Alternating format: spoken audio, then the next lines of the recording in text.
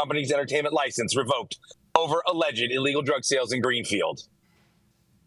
Here we go. The Greenfield Board of License Commissioners voted Tuesday to revoke 2 entertainment licenses issued to Destiny Klein, owner of a local cannabis-based event hosting company, following allegations that vendors sold psychedelic mushrooms, ketamine, and illegal cannabis edibles at a 4th of July event, which isn't that supposed to be about freedom anyway, you guys? Come on now.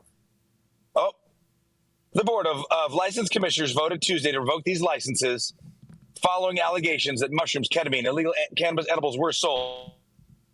Green's company, centered celebrations and events at the fairgrounds for the last 3 years. Following a discussion and public hearing hosted by the board, the company's entertainment license for its planned September 1st events was revoked, as well as its Halloween events scheduled for October 11th and 12th. State bars vendors from selling cannabis outside of a cannabis control commission. I'm going to do us all a favor and pull over real quick so I don't die, and I do you guys my service of Acting Police Chief Todd Dodge opened Tuesday's meeting by outlining the allegations. We have become aware of the fact that there may be illegal drug sales at this event. I think it was being originally advertised as being something of a trade show where individuals got together to display their wells or talk about selling or manufacturing marijuana. We've had additional information received from many reliable sources that indicate there's more than just marijuana at the event. Ketamine was present and other forms of drugs, but isn't ketamine like prescription legal now? The concern has the police department, the mayor, and all of us cannot talk about this. We cannot be complicit in an open-air drug market. Health Director Michael Thoreau explained to commissioners that the U.S. FDA banned the sale of cannabis-infused foods and beverages outside of regulated setting in June.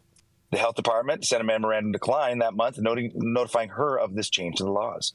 Thoreau said that although the health department followed up with an additional reminder to Klein on June 24th about the laws regulating edible sales, about 90% of the vendors at the event allegedly displayed illegal products for sale. Klein denied this number, arguing that among hundreds of vendors, less than 20 specific infractions had been acknowledged. Mayor Ginny DeSorger recalled her trip to Green Mine's 4th of July event and said, dude, she was tripping balls by the end of that. Not really. Holding up pictures of what she alleges were cannabis-infused edibles being openly sold at stands. What debauchery. What degeneracy. I just missed there we go. She said she also came across a vendor who offered to sell her mushroom-laced gummies. Klein, who was at the time in tears at the hearing, apologized for her violations, noting that this year's 4th of July event had significantly larger attendance and made it difficult for her to enforce the vendor policies. She said last year was about 800 people, while this year was over 4,000 people.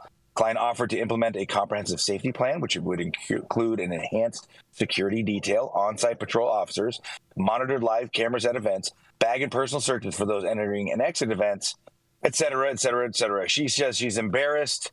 The city council says they're horribly upset, even though most of these products were offered for a donation-only basis, similar to Washington, D.C.'s you buy a gift and get a free bag of weed model.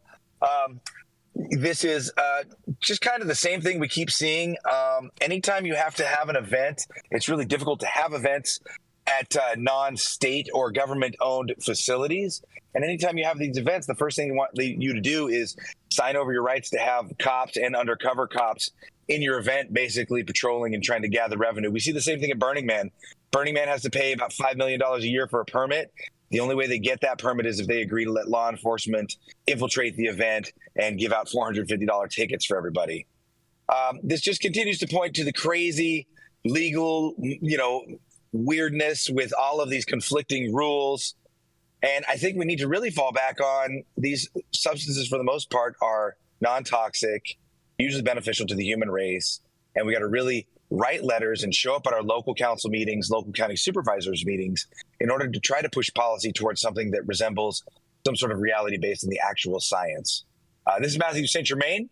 Made it through for the High at 9 News on a Friday. Please, doctors and others, jump on in here and let's get it on. Yes.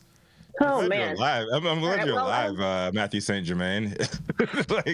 Right, we're all over here breathing. I had to pull over for a second, right when I thought I was going to drive and read, a highway patrol passed me, and I was like, I'll just pull over. Thank you for bearing with me. But once you pulled over, I was literally waiting for a cop to walk up to your window and you to hand your ID to him. Somebody would have had the super chatted bond money to High at 9 News, and we would have got that situated. And speaking of super chats, Jenny Beth, we do want to thank the C Word who says, "Is this the trap y'all talk about all the time?" Yeah. I did not steal your joke. I didn't even read that until Mathieu St. Germain started reading and driving. So, you know, the weird thing for me is complaining about ketamine when ketamine has never been illegal. It's always been Schedule II. It's available via prescription. I mean, that's like going to the state fair and shaking out everybody and be like, oh my God, we found opioids because grandma just got a hip surgery. We found Xanax because, you know, XYZ soccer mom can't deal with her life. You know, like if we start opening up the purses of the average Americans and complaining about just freely available prescription drugs, every event should be banned. And I wanted to highlight this when we were talking about the other events and stuff. And with this, you know, Joe Biden is one of the people that helped sponsor the RAVE Act and help really destroy events and event promotion in America, make it much more difficult to get because of the RAVE Act, you can, as a promoter, be in trouble and charged with any drugs or any behavior if somebody had done drugs at your event and then subsequently goes on to get a DUI, crash into somebody, etc. And it puts a really unfair onus on event promoters. It's like, what are we going to do? Like strip search everybody? And I, for one, don't want to go to events where they treat me like TSA. I pay for the TSA pre because when I go to the airport and I'm paying, you know, $1,000 for a plane ticket, I start to get jail-based PTSD when they have me take off my belt and my shoes and start rubbing all over me. I don't love it. And I, for one, think that if we're paying money, we should be treated with respect. I love it. I love it when you go in there and because I always travel in sweatpants and shit. I'm like, yo, you know, touch my dick through my pants, my dick and my balls. They always want to fucking like pat you the fuck down. I feel you on that shit, man. Yeah, I got the TSA pre because you get to go through the metal detector. And a big reason, Rico, I don't know, and I'm not trying to brag. I'm just saying, every time I go through that microwave machine, there's a yellow square right on my cock. And then some dude has to like rub on my cock in front of the whole crowd. And it's like how hard it is not to just get a huge, embarrassing hard-on, even if it's some like 55-year-old guy. I do not just get stop rubbing on my dong, dude. Very Is it really embarrassing? Wow, you guys. Mathieu St. Germain is also doing his man kegels right now. I mean, I don't think she's gonna have to worry about. No, I am. I actually am because I'm driving. You're right. Watch. Hold on.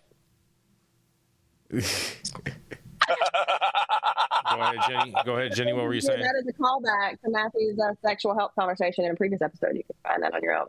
I just think that she's not going to have to worry about increased security or cameras or anything like that next time because they're never going to give this woman a fucking event permit again. They're never going to sign off on anything for this person again. And like also, yes, it sounds lit there, but I'm guessing that they didn't have a prescription for that ketamine. Most of it that I've seen rolling around has been in a sack. So I don't think that's how it comes from the pharmacy. And I think after Mathieu, stop it. After dude from Friends died in the hot tub, you know what I mean? Like we now see that people do die. Did you see that they're prosecuting his dealer?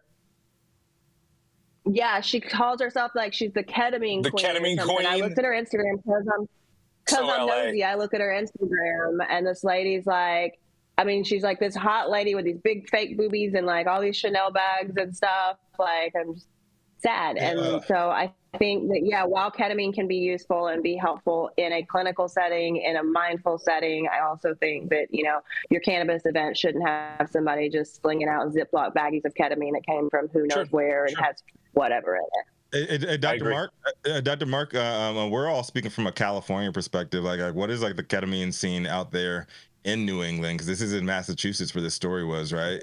Is it decriminalized out there? Like, is this nationwide?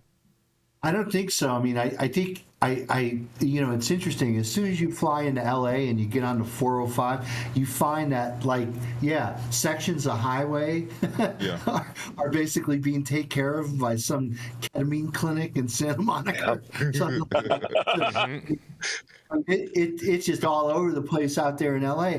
I don't see it out here at all. I think if there's anything going on out here, I think it's mostly black market and underground stuff. No, there are ketamine clinics out there.